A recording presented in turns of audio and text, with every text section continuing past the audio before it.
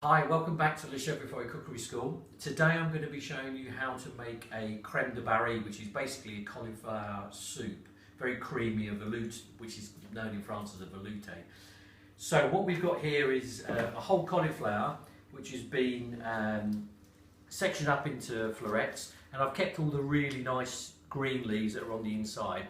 Don't have to be too worried, fussed about how you cut it up, as long as it's in the same sort of size bits. That should be absolutely fine, and that's being washed. We've then got a couple of onions, okay, which we're just going to slice those up. Again, don't have to be too fussed how they're done, and these can just be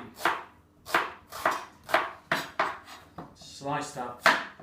The whole, you've got to remember that everything's going to be put in liquidizer, so as long as it all cooks at the same time, you're going to be absolutely fine. Okay, so that's an onion cut up.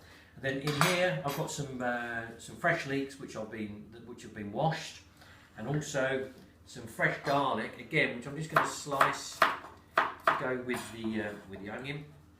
And something that goes really nice with cauliflower is mushroom. So we'll just chop up a mushroom again. Don't have to be too fussy when it's done. So that's everything ready to go. Now we're going to be using duck fat again to sweat off the vegetables. You can use butter or you can use olive oil, either way. But as I've said in previous posts, that the duck fat is our sort of staple here in the southwest. So in goes the duck fat, and then into that we're going to add the onions. Just going to turn the fan on. And the mushrooms go in there, and the garlic. And I'm just going to give that a stir around.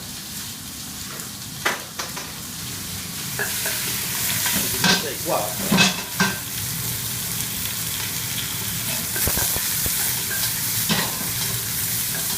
okay, so everything's stirring around in there.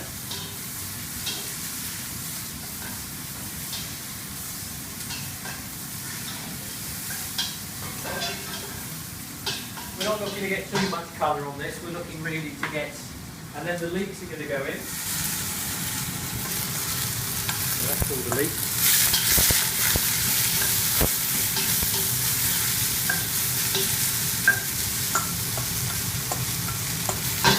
That's that. And now we're going to add the cauliflower. This is, as I said, been rinsed and floretted, and that's now going to go in as well.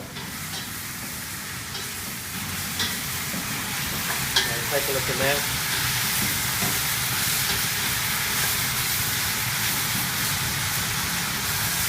That's everything in there. As you can see, I've put the stalks in as well. The stalks have been used, cut up, full of flavour, and add a really nice texture to it. Now the herbs for this, we've got some fresh thyme, which is from the garden, some rosemary, and some bay leaf. So again, that's all going to go in. Great flavour there, and also a nice big handful of parsley stalks. Just rip those up, put those in. Okay, so just going to mix everything in there. In one of our previous videos we showed you how to make a chicken stock, and this is absolutely fantastic for this recipe. So here we've got the chicken stock, and we're now just going to add that in, and just about that much. So it's not really covering, but it's just about there. Because this is going to be finished off with milk to reduce the temperature before we liquidise as well, and to add a bit of richness to it, we can just cover that up like so, and then we'll pop the lid on, and that can cook for about 30 minutes or until the cauliflower's soft, and then we'll move on to the next stage.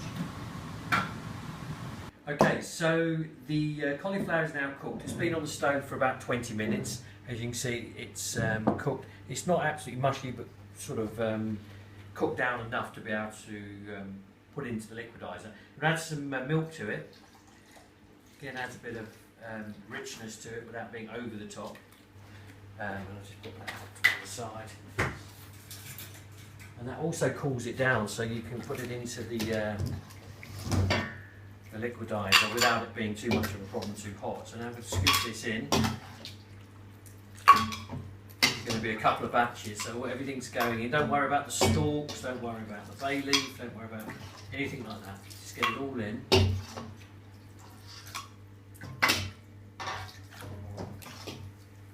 Like so. Okay, that's one batch. And pop the lid on and onto the liquidizer. Keep your hand on the top so it doesn't go around the kitchen. And put it in the pit.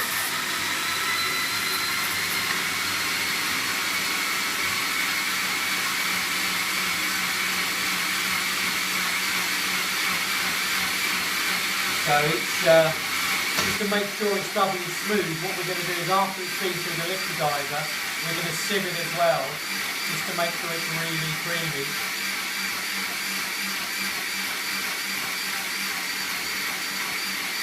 This is one of our favourites at the cookery store here. It's a really lovely dish, and we serve in little espresso cups with a crouton and a little mise en bouche. It's really good.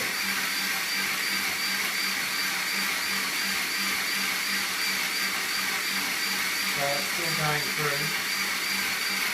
Just talk among yourselves a minute. Here we go, so that's the first batch through. Careful you can take the lid off, there's no pressure there. Don't be too worried about how thick, or you certainly don't want it too thin at this stage, because you can't make it any thicker without adding starch or something like that, which you don't want to do. You've got this lovely sort of mushroomy colour, because what I'm going to do as well before I serve this is I'm going to add a little truffle oil to it, just to give it that real richness. This is the rest of it going in. This batch is going to be a bit thinner, so that will balance it out quite nicely, I think. But again, you want to make sure you're not making it too thin, because if it's too thin, you're going to have to add something to thicken it, which is going to be a bit of a problem to the consistency. So on we go again. As you can see, that one's going to be a lot thinner. This one, I'm just going to tap that through.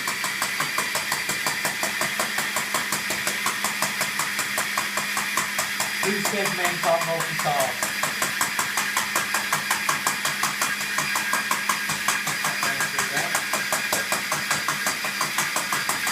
As you can see, just get the bits of stalk. Get rid of those in there. That's good to go again. As I mentioned, truffle oil, which you can buy in all good supermarkets now. Yeah, this is a truffle oil that we use here. You see the little bits of black truffle in there. Gives a really good flavour. But you need to add that right at the end, just before you serve it, otherwise you lose the flavour of the truffle. So this one's nearly done.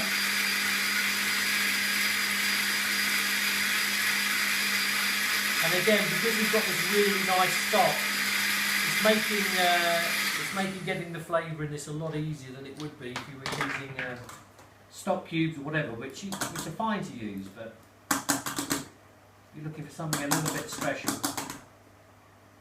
This is it. And it really, I know it's a bit extra work to sieve, but it's so worth it because it takes out all the bits you don't want. Just tap it through. If you're getting a little bit stuck, give it a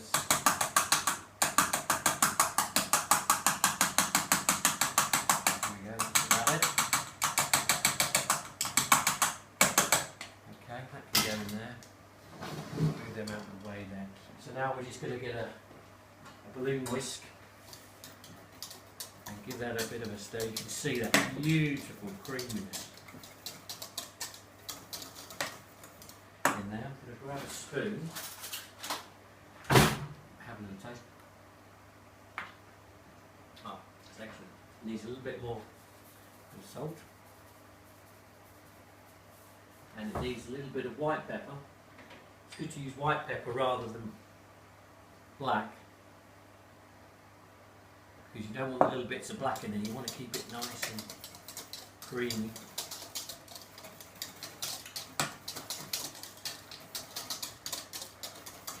Okay. And as I said, now just before I'm going to serve that, I'll do this right now. I'm going to add some truffle oil. So he's going to pour some truffle oil into the top. So that was about a tablespoon of oil. Give that a mix up. Again, you can use a hand blender at this stage if you want to, but as we put it through,